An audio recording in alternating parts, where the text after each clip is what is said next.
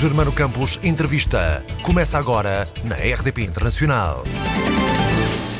Paulo Betti é um dos mais reconhecidos atores brasileiros da atualidade, quer no seu país natal, quer em Portugal, onde está a apresentar a peça Autobiografia Autorizada, de que é autor e protagonista. Muito bem-vindo, Paulo. Muito obrigado pela sua presença aqui na RDP Internacional.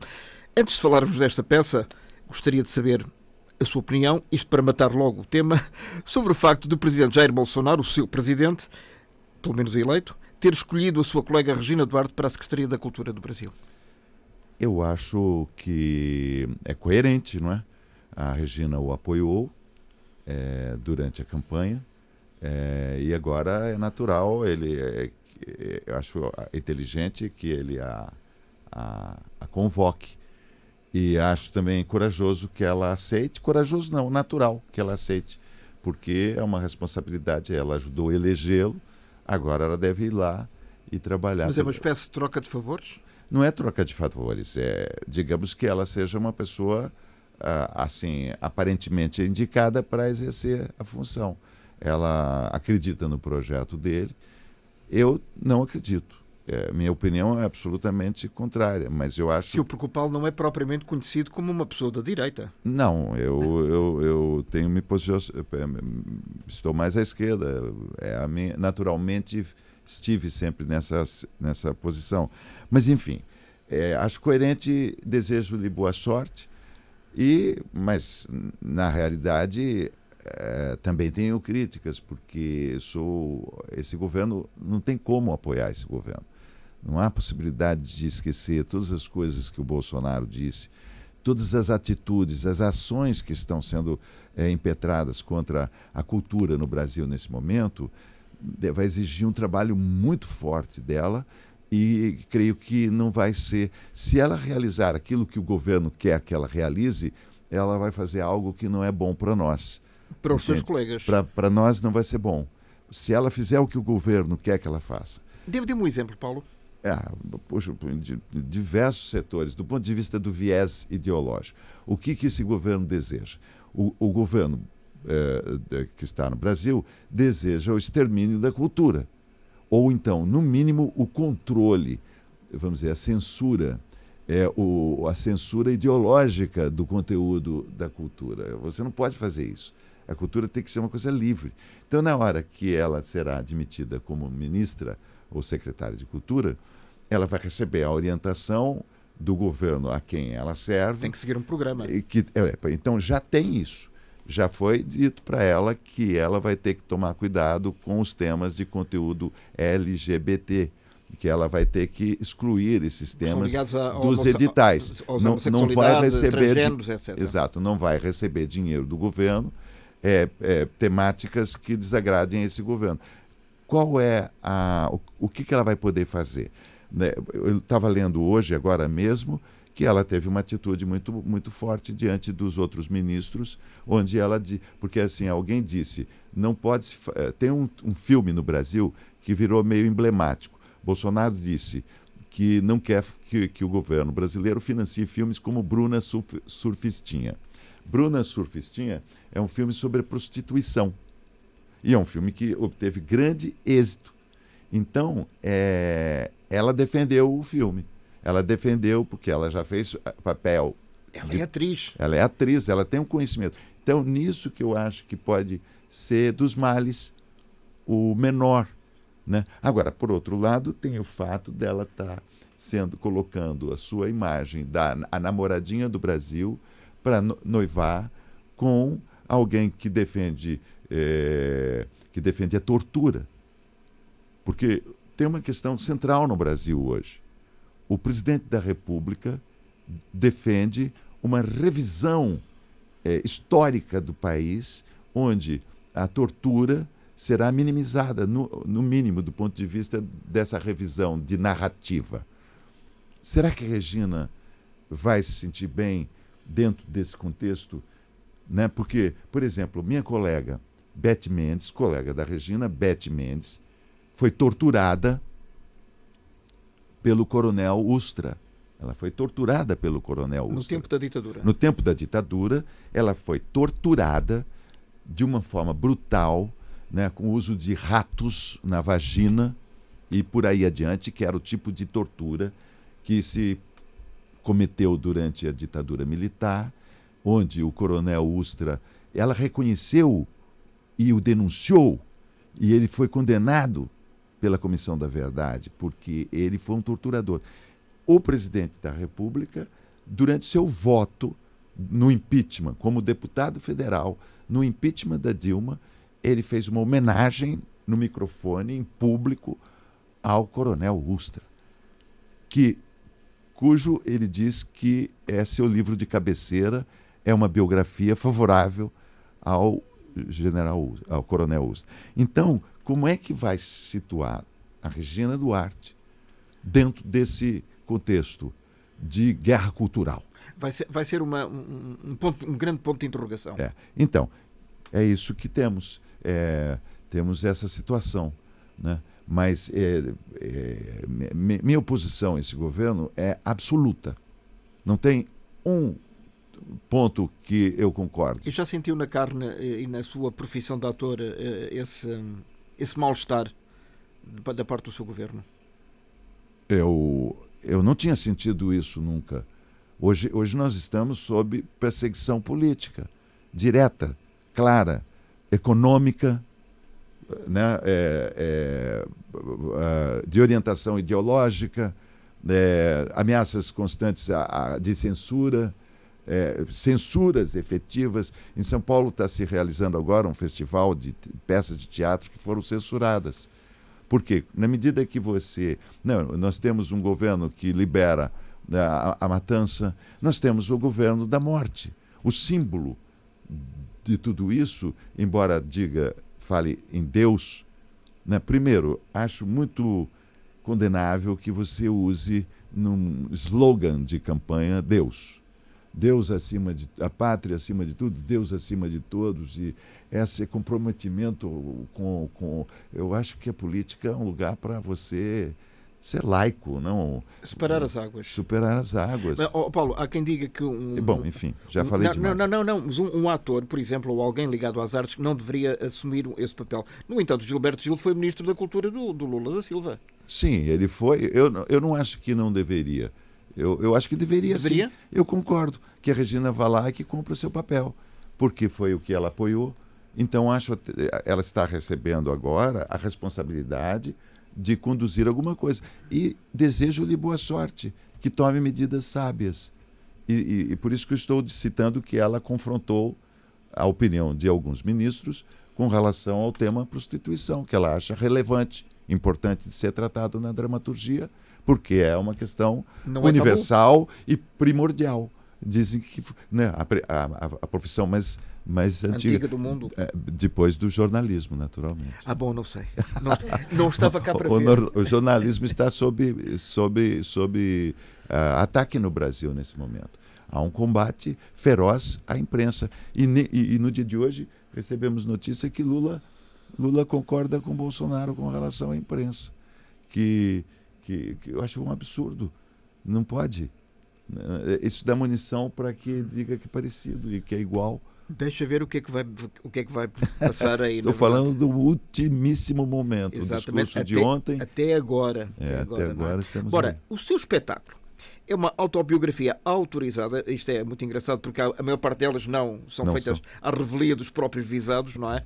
Leva o espectador a uma viagem a um Brasil profundo, se calhar pouco conhecido, que é a sua própria família, que é a sua própria vida. Porquê é que o Paulo decidiu, nesta altura, mostrar aquilo que é e aquilo por que passou? Aquilo foi uma vontade que foi se sobrepondo às coisas. Porque eu escrevo desde que eu era menino, que eu anotava as situações que eu presenciava como uma forma de digerir aquilo, vamos dizer, de processar aquilo. Porque eu tinha meu pai esquizofrênico, minha mãe, eu era o 15º filho, com uma diferença de 10 anos. Então minha mãe era velha quando eu nasci. Quantos anos tinha? Ela tinha 45. Em 1950, 45, era uma mulher velha, camponesa, analfabeta, que tinha vamos dizer assim, uma ligação com outro mundo, digamos, quase que natural. Minha mãe convivia com os espíritos. Era a forma que ela encontrou de esclarecer, digamos, a sua própria esquizofrenia. A minha mãe ficou em depressão muito tempo, e daí então ela encontrou nessa dar passes, fazer benzimentos. Esse escape Benzimentos. era um escape para a vida dela? Eu creio que foi uma forma dela se empoderar. Formava-se filas na frente da minha casa e saíam abençoados pela minha mãe. Aquilo dava a ela um poder. E que poder é que ela tinha? O poder de, vamos dizer assim, o contato físico com uma pessoa. Não tinha muito médico. Na minha infância, onde eu vivia, cada esquina tinha benzimento. Alguém benzia cachumba, outro benzia quebranto, mal-olhado, enxaqueca. Minha mãe benzia quebranto, mal-olhado e enxaqueca. E isso a tornava uma pessoa notável. As pessoas iam lá, pediam por favor para ela benzer. E ela benzia. Era um ritual que acontecia na frente da minha casa. E dava resultado? Dava. As pessoas deixavam de ficar sem mal-olhado e sem enxaqueca? Toda vez que eu fui receber um tratamento de benzimento, porque é um toque físico. Por parte da mãe? Por parte de outros benzedores. Minha mãe não me benzia. Ah, não? Não. Mas ela me levava a benzer em outros benzedores.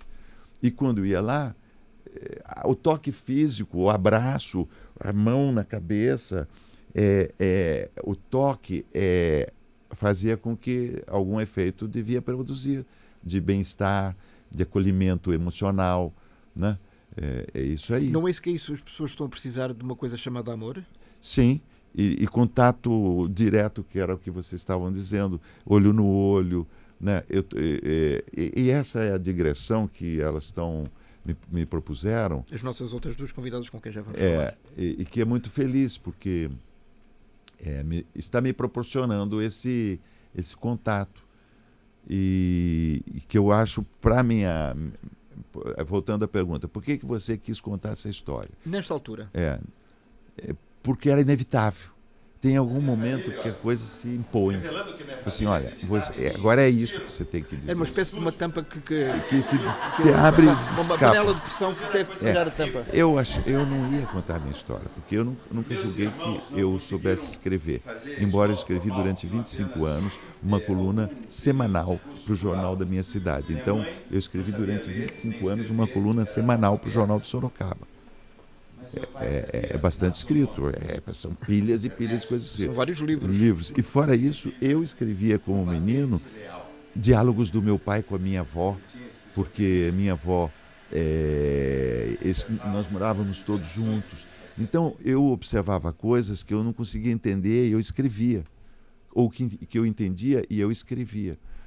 Aí quando eu quis fazer um monólogo, eu queria fazer um monólogo para facilitar a digressão, para eu poder fazer conferências e exercer um pouco do meu lado professor, que eu gosto de dar aulas ou classes. E, então, assim, se eu tiver um monólogo, vai facilitar.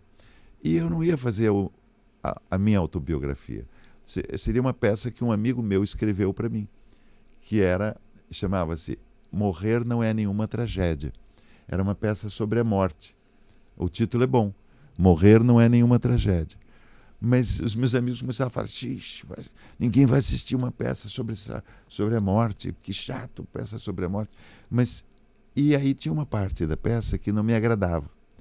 Eu me dirigia ao espectador e dizia que a minha mãe tinha uma empregada doméstica. A minha mãe era uma empregada doméstica. Aí eu falei assim, vou escrever uma peça sobre minha mãe, sobre como que era uma empregada doméstica nos anos 50, e um menino, filho dela, e aí foram entrando os outros personagens. Minha avó, então eu represento minha avó, represento meu avô, represento minha mãe, meu pai, os meus irmãos. Então essa história se passa lá.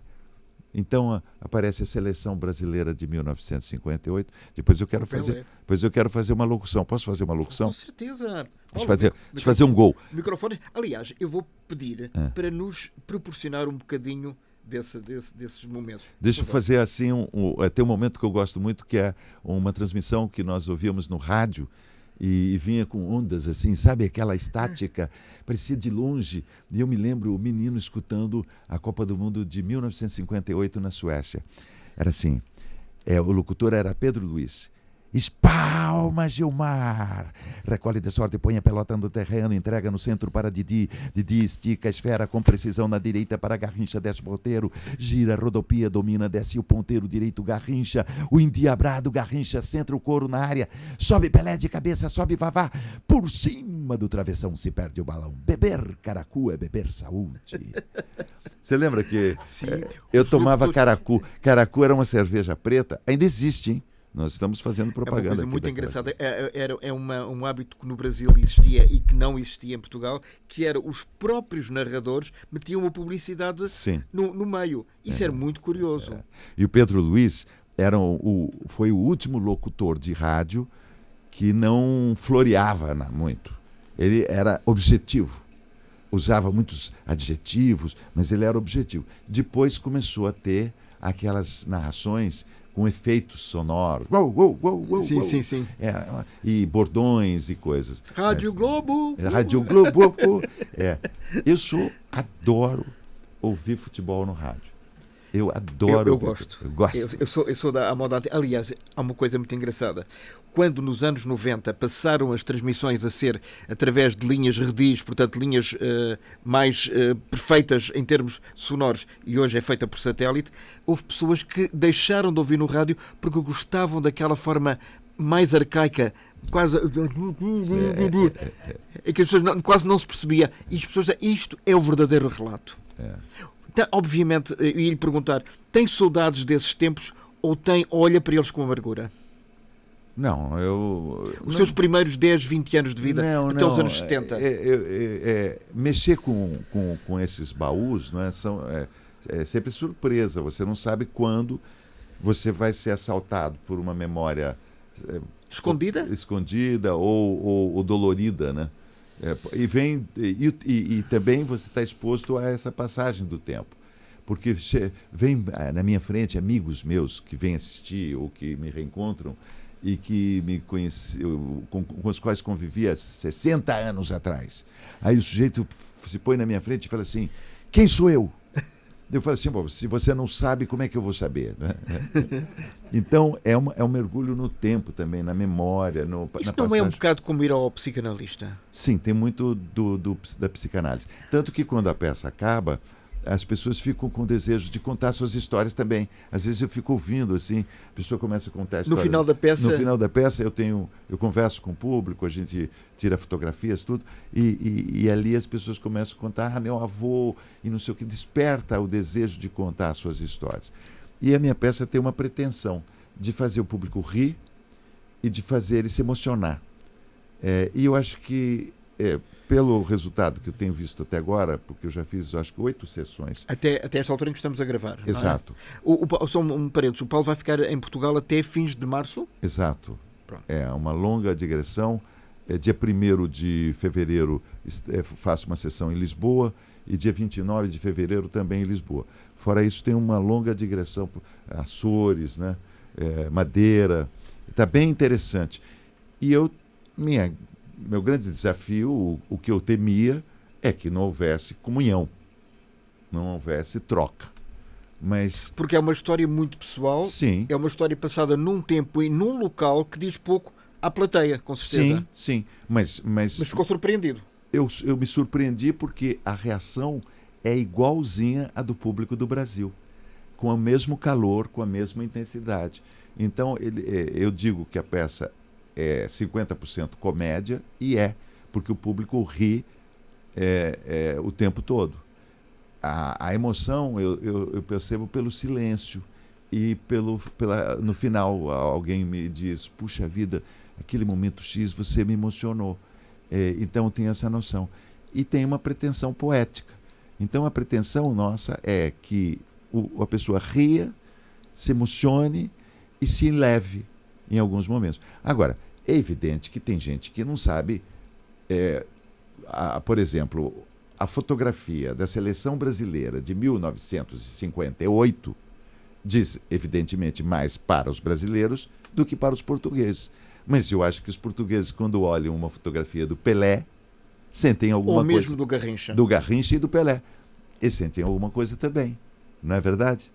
Porque, afinal, Pelé e Garrincha não são brasileiros mais, são universais. Paulo, tem-se surpreendido com o facto dos portugueses gostarem tanto de si? Ou já levava essa na manga? Nunca acreditei que pudesse ser tão... isso é muito emocionante. Mas é genuíno. Isso, é genuíno. Quando nós gostamos, gostamos mesmo. É porque eu acho que eu tenho a ver com os portugueses muito. Embora seja de origem italiana. De origem italiana, mas é tudo igual.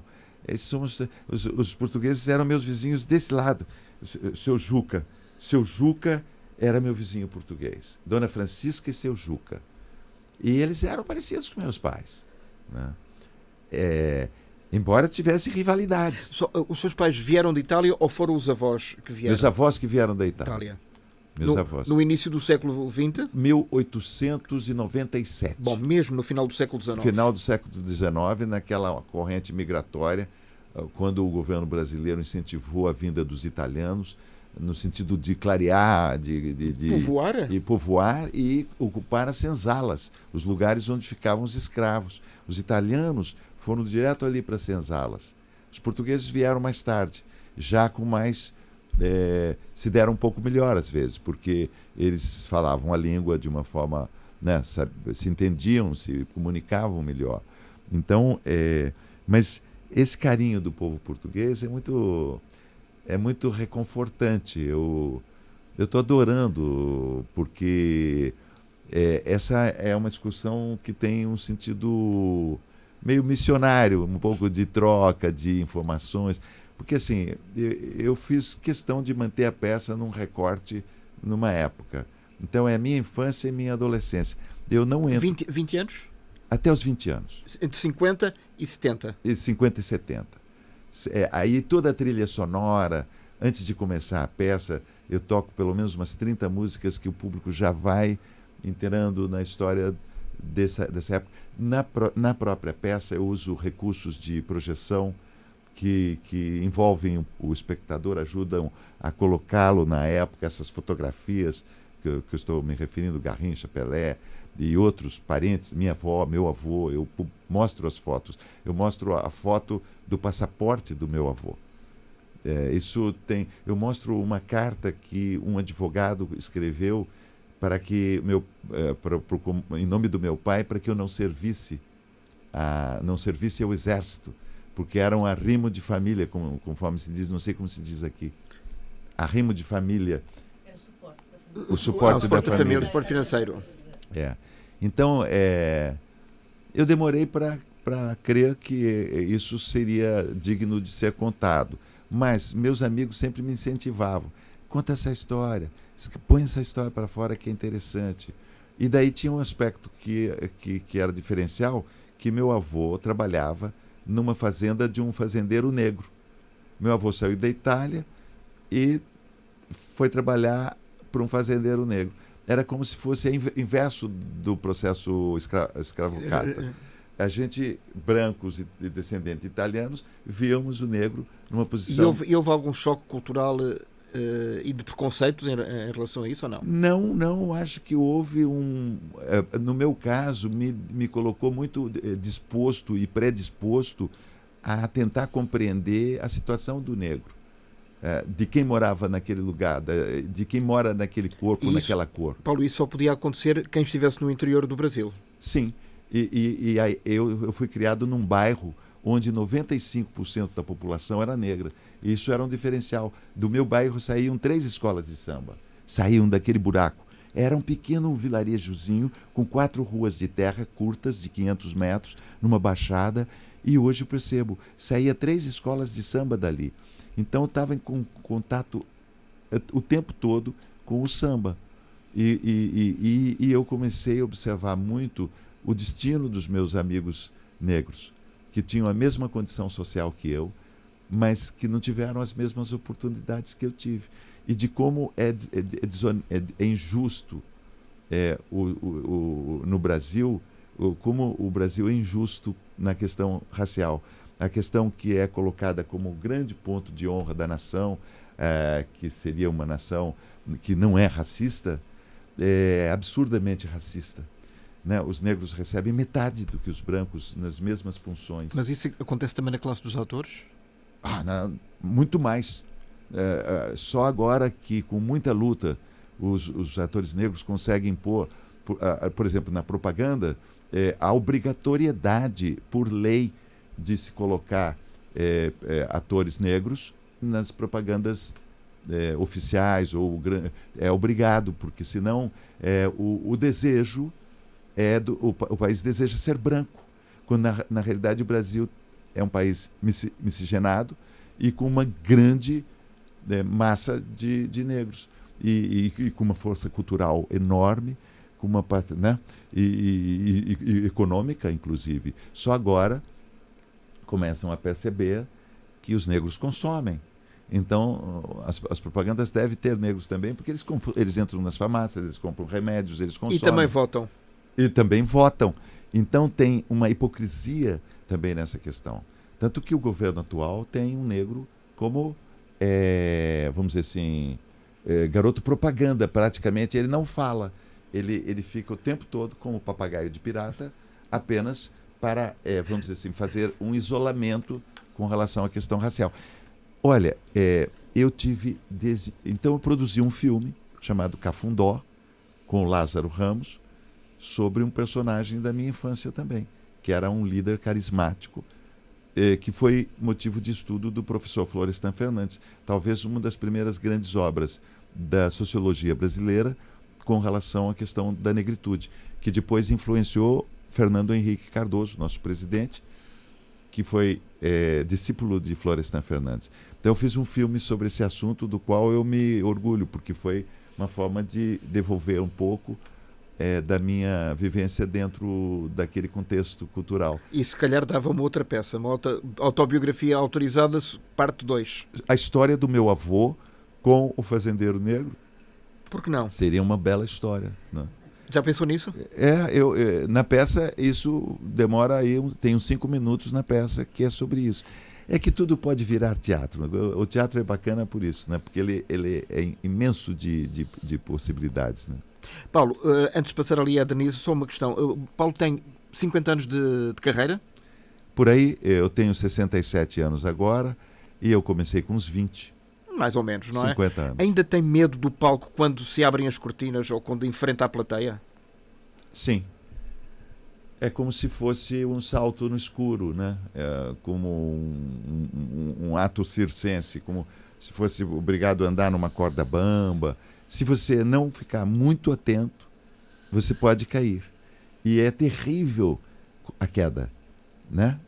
Provoca ferimentos, do ponto de vista físico. Se eu não estiver muito esperto fisicamente, eu posso tropeçar, eu posso cair. E eu tenho algumas atividades no palco que precisam de uma, não é grande, mas pequena destreza. Por exemplo, eu rodo um peão com a fieira. Eu rodo um peão e depois apanho o peão na mão. Se eu não conseguir fazer isso, o show não pode continuar. O efeito perdeu-se. Perde-se o efeito, vão dizer que eu estou falho. Depois tem outros também. Eu rodo uma rodinha, uma coisa medieval, de criança. E depois eu atiro uma faca. E eu tenho que fazer com que ela acerte o alvo. Enfim, precisa ir para... E o texto. E dizer o texto. Na sequência certa, durante 1h30, porque minha peça não é muito lógica. As associações são, vamos dizer assim, não são muito objetivas. E tem flashbacks? Sim, flashbacks. Ela vai sobre como se fosse o Amarcord do Fellini. Eu até uso uma música do Amarcord, do Nino Rota. São sucessões de lembranças, memórias que elas nos invadem. Amarcord quer dizer recorda-me. Exato. Muito obrigado, Paulo. Eu que agradeço. Ainda vamos voltar. A Denise está aqui como representante, como diretora e fundadora da Casa da Língua Portuguesa. Porquê? Porque é esta casa que traz a peça do Paulo a Portugal, certo? E gostava então de saber porque é que trouxe esta peça justamente para o público português e nestes 3 meses de digressão. A Casa da Língua Portuguesa, ela surge, na sua gênese, ela começa em 2014 comigo, com a Valéria Carvalho e outros fundadores, e na nossa gênese está levar a arte... Só um bocadinho mais o microfone para si. Levar a arte como... Nós acreditamos que a arte transforma, que a arte aproxima, que a arte tem um poder muito forte de mudança. E também, no meu caso pessoal, eu descobri poder desta língua, porque nós no Brasil somos muito antropofágicos, nós nos autoconsumimos. E eu vivo cá desde 1990, eu sou fundadora da TVI, eu faço muita força para manter o meu sotaque, tá? Acho muito bem. Mas meu coração tem 2 amores, e minha nacionalidade hoje também. E ao chegar cá, nós começamos a entender tudo, de onde viemos, o que somos, esse mundo africano, nessa metrópole, nesse caldeirão cultural. Denise, mas há quem diga que os portugueses brasileiros, de uma forma geral, estão de costas voltadas um para o outro. Eu não acredito. É verdade ou não? Na minha experiência pessoal, não. Eu tinha um total... Eu, até os anos 80, começo dos anos 80, final dos 80, eu era criança, eu era adolescente, eu tinha um total desconhecimento do que fosse Portugal. Meu contato... Era a terrinha? Era terrinha, era dos donos das padarias, dos motoristas de táxi. O Sr. Manuel e o Sr. Joaquim. Era afetivo, mas eu tinha um total desconhecimento. O meu pai me falava em alfacinhas, para mim era uma coisa muito distante. Não. No final dos anos 80, comecei a ter mais contato com português, casei-me com português no Brasil, um jornalista. E ao chegar a Portugal, eu comecei a perceber que eu me sentia muito em casa. Era tudo muito familiar. Eu começava a entender uma série de coisas. Eu sou de televisão. Meu background maior é televisão. Jornalismo, faço teatro, jogamos nas 11. Mas eu seria o braço de televisão dessa Casa da Língua Portuguesa. Temos outras pessoas na direção que são do teatro, outras que são do jornalismo. E a função da casa é mesmo isso, é troca.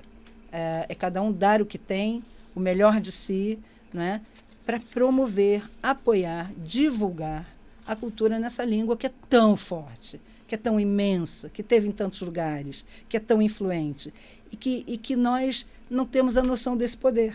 Não é? Então é preciso agregar. Depois, na gênese da casa, está apoiar e divulgar todo e qualquer artista de origem lusófona. Lusófona, isso é importante. Não é? Não é só brasileira ou só portuguesa? Não. Inclusive, nós temos um programa que foi vendido para casa, para a RTP, o Estamos Juntos, na altura com a apresentação da Valéria Carvalho. São 13 episódios. Em todos esses episódios há um músico de origem africana, um de brasileira, um de origem portuguesa. Live on tape, gravado sem ensaios. Eles não sabiam com quem iriam estar. Não há cabeças de cartaz, e todos foram cabeças de cartaz, e surgiram parcerias maravilhosas. Surgiram coisas incríveis. Música, conversas, histórias. Dali saíram discos, surgiram outros programas de TV. Essa é a nossa função.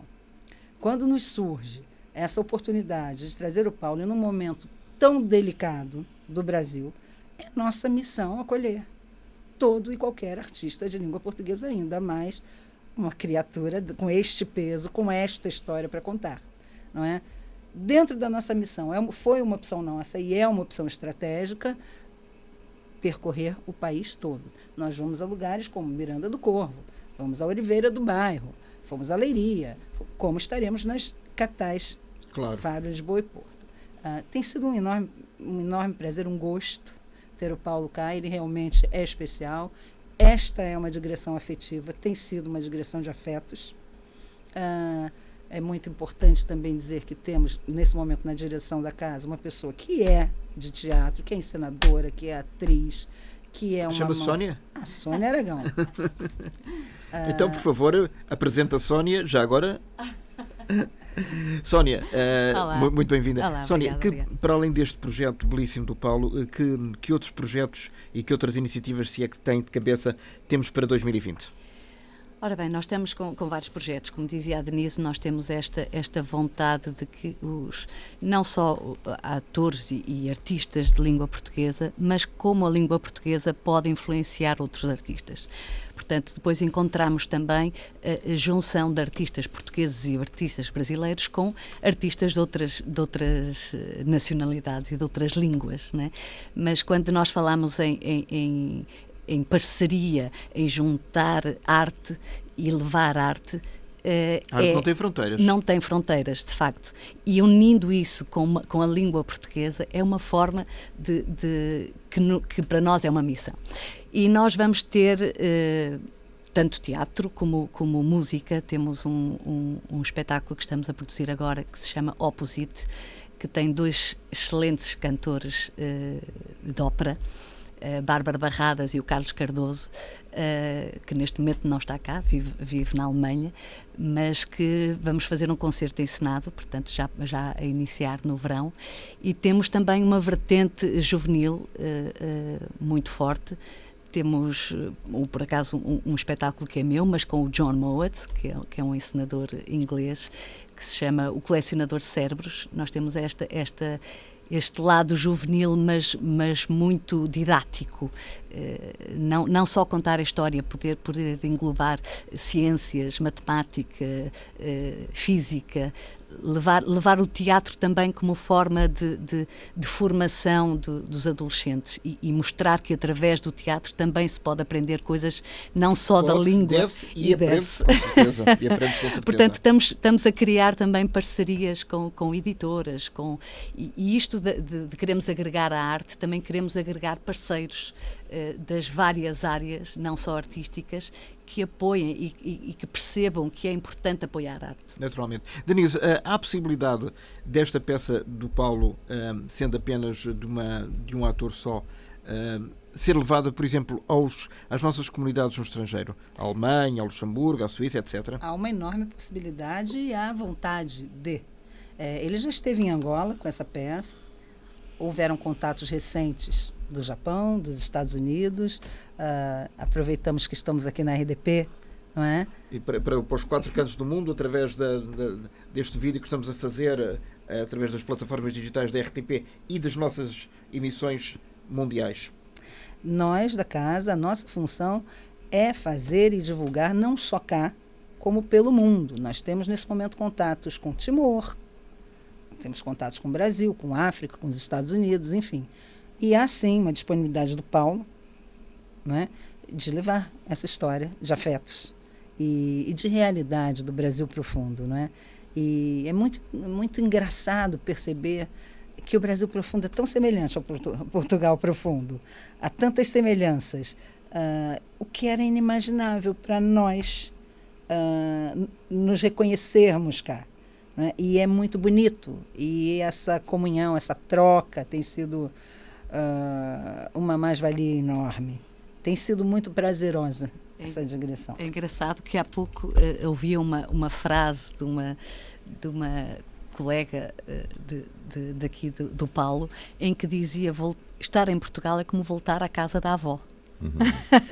E é esse conforto que de facto os brasileiros sentem quando chegam aqui. É que de repente uma coisa que não imaginavam é tão eles, não é? Sim, isso é muito bom. Paulo, estamos quase a terminar. O tempo voa, não é? Quando estamos com gente tão boa como vocês.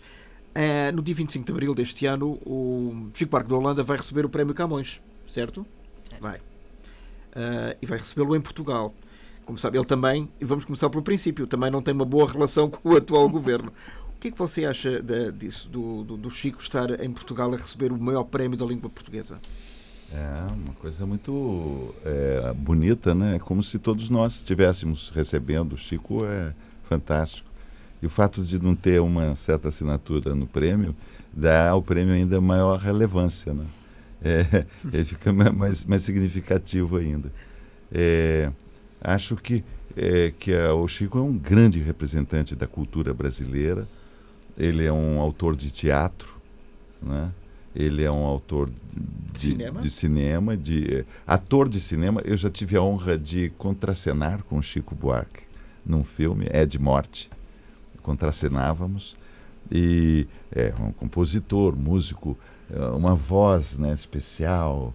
Chico é o mais querido. Que acho isso a forma mais bela dessas duas culturas se encontrarem, de Portugal e do Brasil.